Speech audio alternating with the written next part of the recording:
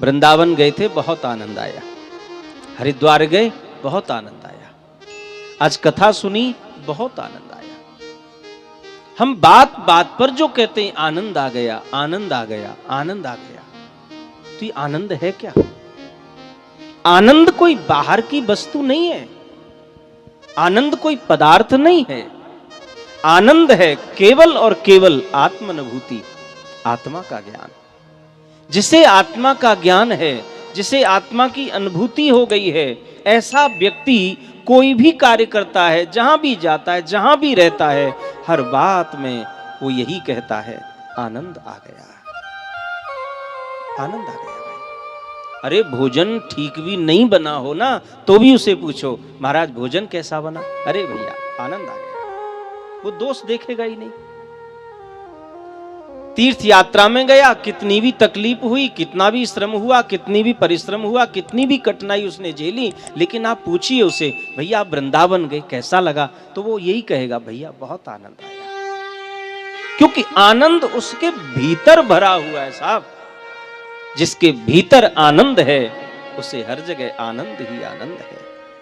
और जिसके खुद ही आनंद नहीं है महाराज, वो तो पता नहीं क्या क्या ढूंढता है। बहुत से लोग तो वृंदावन में जाते तो भी आनंद नहीं बोलते, बोलते मजा आ गया।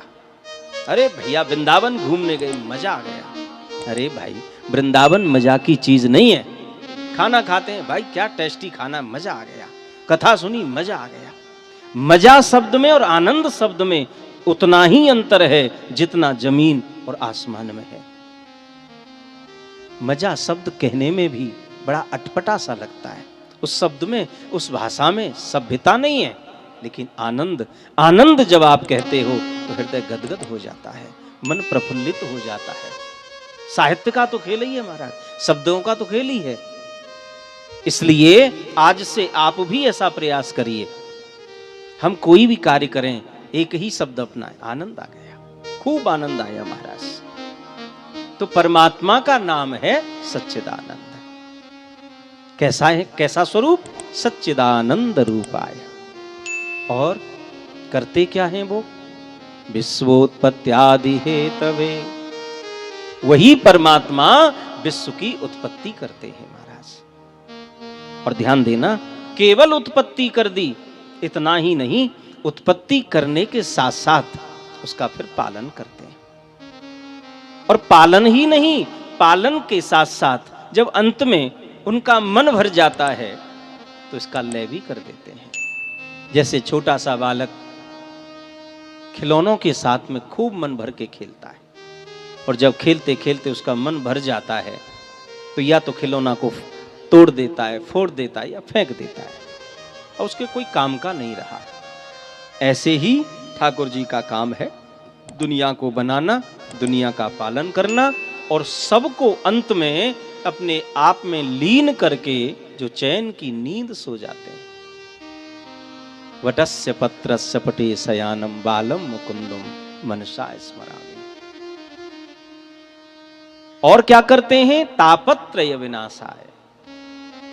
भक्तों के जीवन में जो 3 प्रकार के ताप हैं, दैहिक, दैविक, भौतिक तापा, 3 प्रकार के जो ताप हैं, परमात्मा उन तापों को जड़ से नष्ट कर देते हैं। ऐसे उन भक्तों के क्लेश हरण करने वाले भगवान श्री कृष्ण को हम बार बार प्रणाम करते हैं। श्री कृष्णाय वयम नुमः। वेदव्यास भगवान ने यहां लिखा है वयम नुमः। वयम का अर्थ होता है हम सब भगवान को प्रणाम करते हैं। उन्होंने ऐसा नहीं कहा कि मैं भगवान को प्रणाम करता हूं। ऐसा बोलते तो उन्हें वो ऐसा लिखते अहम नुमा, यानी मैं भगवान को प्रणाम करता हूं। उन्होंने अहम ना लिख करके उन्होंने वयम नुमः कहा। वयम नुमः का मतलब हम सब मिलकर गोविंद को प्रणाम कर रहे हैं। ऐसा क्यों कहा? ऐसा इसलिए कहा कि सामूहिक प्रार्थना में बहुत बड़ी ताकत होती है साहब। सामूहिक प्रार्थना और सामूहिक भोजन, ध्यान दीजिए, ये 2 बात बड़ी महत्वपूर्ण है। सामूहिक प्रार्थना और सामूहिक भोजन, इन दोनों में बहुत शक्ति है। सामूहिक प्रार्थना से परमात्मा बहुत जल्दी प्रसन्न होते हैं।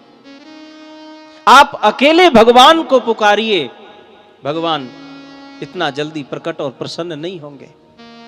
जितना हम सब मिलकर के भगवान को पुकारेंगे, उस पुकार को वो जितना जल्दी सुन सकते हैं, वो हमारी अकेले की पुकार को नहीं सुनेंगे। कारण है, अकेले हम पुकारेंगे तो अपने लिए पुकारेंगे, उसमें कोई स्वार्थ होगा, कोई कामना होगी, कोई इच्छा होगी। लेकिन सामूहिक प्रार्थना में अपनी कोई कामना नहीं होती, उसमें केवल लोकहित की भावना होती है।